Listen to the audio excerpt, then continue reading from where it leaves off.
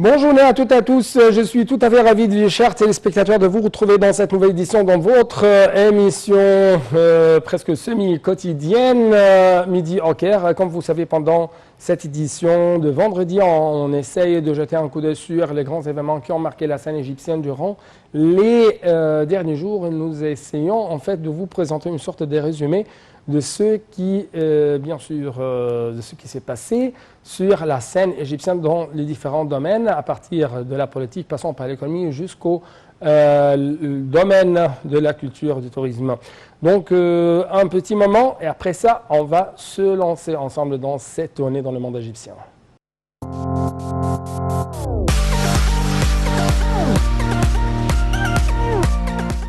Donc, très rapidement, nous allons commencer cette tournée dans le monde de l'Égypte par le leadership de la femme. Avec plus de précision, on trouve que le président Abdel Fattah al-Sisi a fait un rôle très important pour consolider le rôle de leadership de la femme. C'est pourquoi le chef de la commission parlementaire du Parti républicain du peuple au Sénat, Hazem Omar, a confirmé mardi que le chef de l'État, Abdel Fattah al-Sisi, avait consolidé le rôle de leadership de la femme et son accès aux postes clés politiques et exécutifs. M. Omar a déclaré de même que la femme égyptienne avait pu profiter de la confiance du président et fait preuve d'une grande compétence, soulignant que le parti était déterminé à soutenir les mesures prises par le président pour la promotion de la femme. Il a ajouté que la femme égyptienne était le pilier de la société et de la vie politique et parlementaire.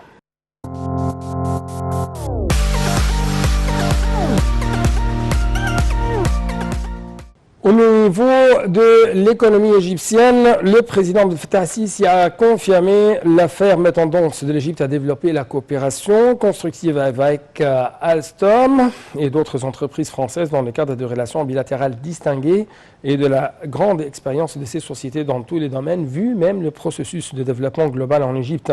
Sa déclaration a été faite lors d'une réunion du président Abdel Fattah al-Sisi avec M.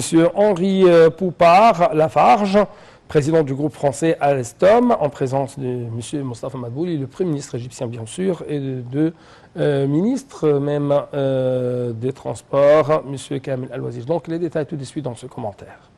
Le président Abdel Fattah al-Sisi a confirmé la ferme tendance de l'Égypte à développer la coopération constructive avec Alstom et d'autres entreprises françaises. Et cela dans le cadre des relations bilatérales distinguées et de la grande expérience de ces sociétés dans tous les domaines, vu le processus de développement global en Égypte.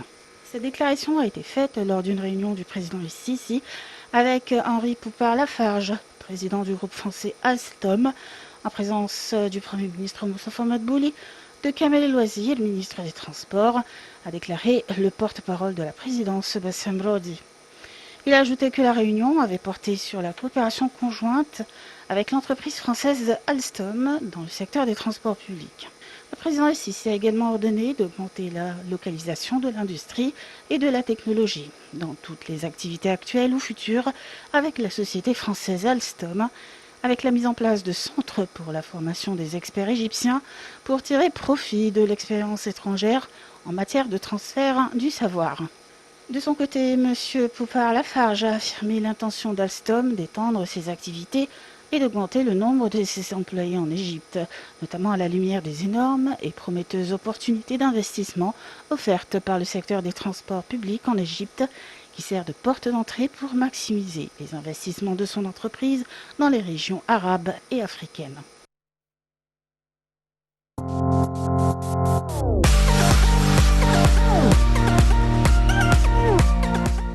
Dans le domaine du transport, toujours, on trouve que le président Abdel Fattah al-Sisi a ordonné le développement du système de transport maritime, y compris la flotte du transport maritime, les ports de la mer Rouge et de la Méditerranée, de manière à permettre d'établir des lignes directes entre les ports égyptiens et les ports correspondants sur les côtes africaines, ce qui permet d'augmenter les échanges commerciaux avec les différents pays du continent. Le chef de l'État a tenu une réunion à cet égard avec le Premier ministre, Dr Mostafa Madbouli, et en présence même du ministre du Transport, M. Kamel Al-Waziri, donc M. Kamel Al-Waziri plutôt. Donc Marwa Arafa et Aya Shell vont vous donner plus d'explications. Le président Abdel Fattah el-Sisi a ordonné le développement du système de transport maritime, y compris la flotte de transport maritime et les ports de la mer Rouge et de la Méditerranée, de manière à permettre d'établir des lignes directes entre les ports égyptiens et les ports correspondants sur les côtes africaines, ce qui permet d'augmenter les échanges commerciaux avec les différents pays du continent. Le chef de l'État a tenu une réunion avec le Premier ministre Moustapha Madbouli et le ministre du Transport Kamel El Wazir, a déclaré le porte-parole de la présidence Bassem Rodi. La réunion a porté sur l'état d'avancement de la mise en œuvre des projets du ministère du Transport, notamment en ce qui concerne le système portuaire et les services de transport maritime, a ajouté M. Rodi. Lors de la réunion, le ministre du Transport a passé en revue les efforts visant à accroître l'efficacité du système de services de transport maritime, y compris le développement de la flotte égyptienne pour le transport maritime, ainsi que le développement de divers ports, en particulier les ports d'Alexandrie et de Dekheila.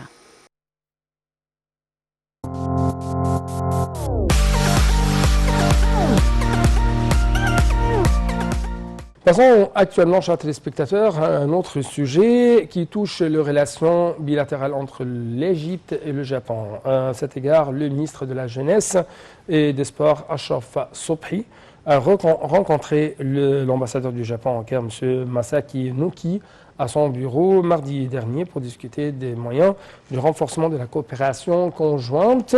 L'entretien portait sur le transfert du plan de procédure médicale appliqué par l'Égypte lors de l'organisation de la Coupe du Monde de handball Égypte 2021 afin d'en tirer parti aux Jeux Olympiques de Tokyo qui débutent en juillet prochain. C'est ce qu'a dit M. Sobhi, soulignant ainsi la profondeur de relations avec le Japon et la coopération dans le domaine de la jeunesse et des projets entre les deux pays lors de la période à venir. L'entretien a également porté sur l'examen de la coopération entre l'Égypte et le Japon dans les domaines de la jeunesse et des sports et sur les moyens d'approfondir la communication et l'échange de cultures entre les jeunes Égyptiens et Japonais grâce à des programmes d'échange de jeunes entre les deux pays.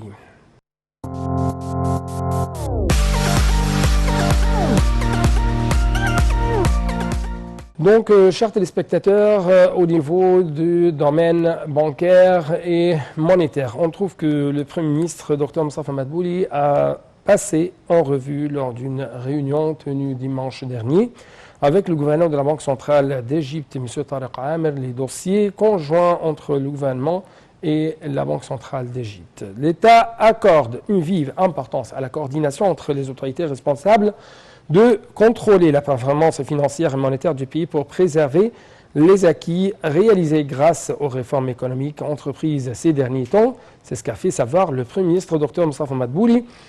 Il a de même évoqué les efforts déployés pour attirer les investissements, régler les problèmes des investisseurs, encourager l'industrie nationale, réduire l'écart entre les importations et les exportations et rationaliser les dépenses publiques.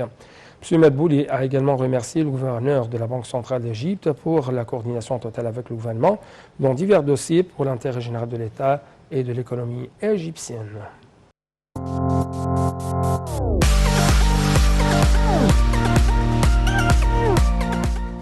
Nous devons jeter un coup d'œil très rapidement sur les dernières évolutions dans le domaine de l'agriculture en Égypte. Le Premier ministre, Dr Moustapha Madbouli, a donné une déclaration tout à fait importante. En fait, il a jugé impérative l'implication du système d'irrigation moderne dans les terres agricoles traditionnelles en vue d'en augmenter la productivité et de rationaliser l'eau. Le chef du gouvernement a fait le suivi des mesures visant à généraliser le système d'irrigation moderne lors d'une réunion dimanche avec les ministres responsables concernés, durant laquelle il a été convenu d'appliquer ce système d'irrigation dans les projets réalisés dans les villages ciblés par l'initiative présidentielle Vie décente. L'État adopte ce projet colossal de modernisation du système d'irrigation étant l'un des objectifs inscrits sur son agenda pour les 3 prochaines années. C'est ce qu'a fait savoir M. Madbouli, ajoutant qu'il serait bientôt mis en œuvre dans un quart de million de fédans et que 4 millions autres étaient également prêts à y être convertis.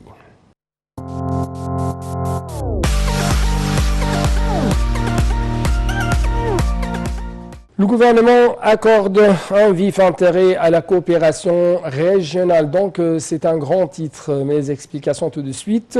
La ministre du Commerce et de l'Industrie, Mme Wingem, a confirmé que le gouvernement égyptien attachait une grande importance à la coopération régionale dans le domaine des politiques de la concurrence et de la promotion des investissements dans le but de contrôler les mécanismes du marché et réaliser en même temps l'intérêt commun des peuples de la région. Dr Gama a tenu de tels propos dans une allocution prononcée par visioconférence lors de l'ouverture du deuxième forum sur la concurrence dans la région arabe organisé les 23 et 24 mars à Beyrouth par l'Organisation de la coopération économique et de développement OCDE et la Commission économique et sociale des Nations Unies pour l'Asie occidentale avec la participation d'un grand nombre d'organisations internationales d'agences de concurrence arabes. La ministre a souligné que les conditions difficiles dont témoigne l'économie mondiale des suites du coronavirus exigeaient la conjugaison des efforts et l'échange d'idées entre les pays arabes pour faire face à ces défis et chercher à réaliser l'intégration économique arabe dans tous les domaines, notamment le commerce, l'industrie et l'investissement. Elle a affirmé l'intérêt qu'accorde la direction politique à la réalisation de l'intégration régionale étant l'un des mécanismes et objectifs du développement durable dans la partie arabe.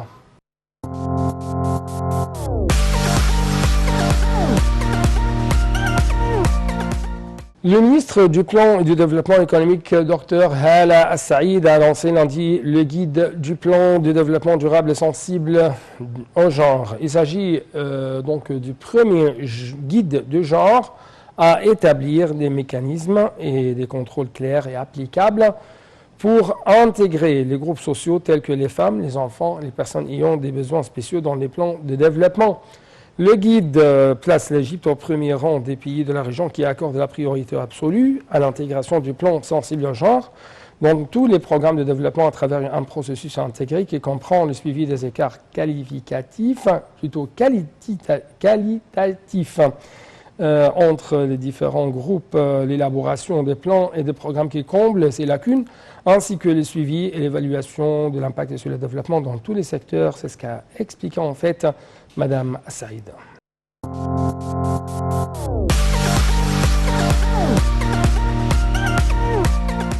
Dans le domaine du pétrole et du gaz, la société de raffinage du pétrole du Moyen-Orient, Midor, a révélé lundi que 36,5 millions de barils de pétrole avaient été raffinés en 2020, et ce, en dépit de la crise mondiale du coronavirus.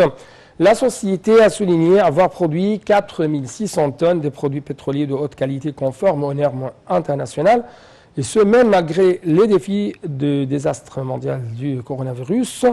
Lors de la réunion de l'Assemblée générale de Midor pour approuver les résultats commerciaux de la société en 2020, le ministre du Pétrole et des Ressources minérales, Tariq Al-Moula, a indiqué que la raffinerie avait joué un rôle important pour fournir les produits pétroliers sur le marché local, notamment l'essence et le gazoil.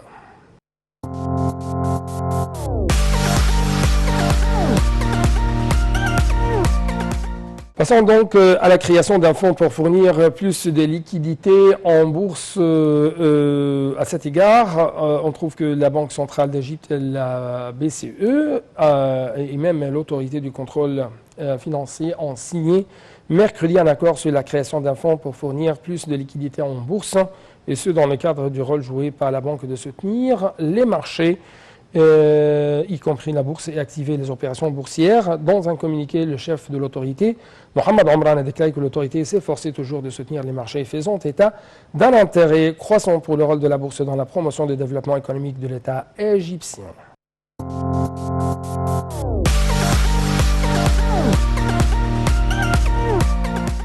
Sur le plan africain, l'Égypte continue de soutenir la Tanzanie dans le domaine de l'eau. C'est ce qu'a dit le ministre de l'eau et de l'irrigation, Mohamed Ablati, qui a présenté ses condoléances pour le décès du président tanzanien John Magufuli. 30 puits souterrains utilisant l'énergie solaire ont été forés et équipés pour fournir de l'eau potable dans les zones situées loin des cours d'eau dans 5 gouvernances. Selon M. Abdelati, qui a signalé que des stages de formation ont été organisés pour le compte des cadres techniques du ministère tanzanien de l'eau, et ce afin de renforcer les capacités dans le domaine de l'eau et de l'irrigation. Le président tanzanien défunt avait adopté plusieurs positions soutenant l'Égypte dans plusieurs domaines et avait fait de gros efforts pour réaliser le développement et la prospérité en Tanzanie et soutenir la sécurité et la stabilité en Afrique de l'Est, a-t-il rappelé.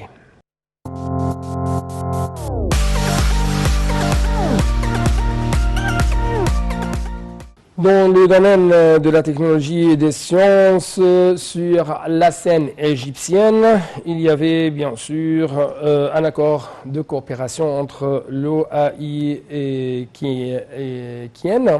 ICANN plutôt, dans le domaine de la technologie numérique. Pour vous donner plus d'explications, donc le ministre des Communications et des Technologies de l'Information, TIC, Amr Talat, et le président de l'Organisation arabe pour l'industrialisation, OAI, Abdelmonem Al-Terras, ont assisté dimanche à la signature d'un accord de coopération entre l'OAI et la compagnie de technologie numérique ICANN dans le domaine des projets de transformation numérique intégrés et sont en présence du ministre du secteur public des affaires, Hicham Tawfiq. M. Talat a souligné l'importance d'accroître les capacités d'industrialisation, de former même les cadres nationaux dans le domaine d'industrie technologique pour maximiser l'industrie locale afin de répondre aux besoins de l'État dans le cadre de ses efforts pour suivre le rythme de la transformation numérique. Il a affirmé le souci du ministère des TIC de coopérer avec des entreprises internationales pour transférer des connaissances et soutenir la recherche, le développement, la créativité et l'industrialisation numérique d'applications de produits électroniques, ainsi que de mettre en œuvre de nombreux programmes visant à stimuler les startups et à développer des cadres dans le domaine de l'électronique avancée.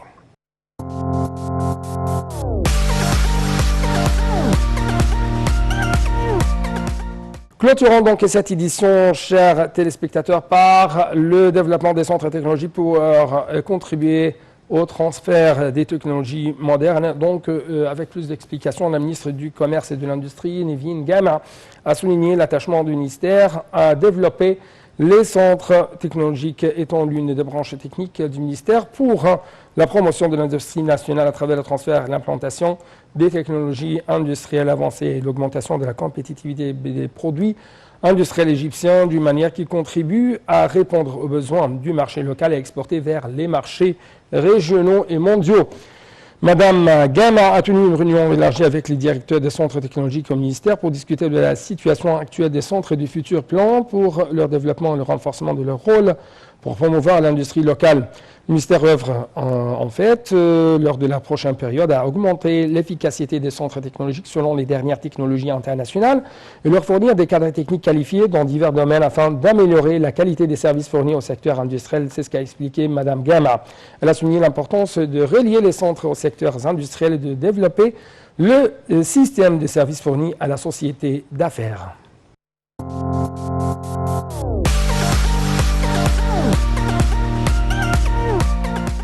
Donc avec cette dernière nouvelle, nous arrivons à la fin de cette édition. Merci beaucoup pour votre attention et bon moment toujours sur NATM International. Au revoir.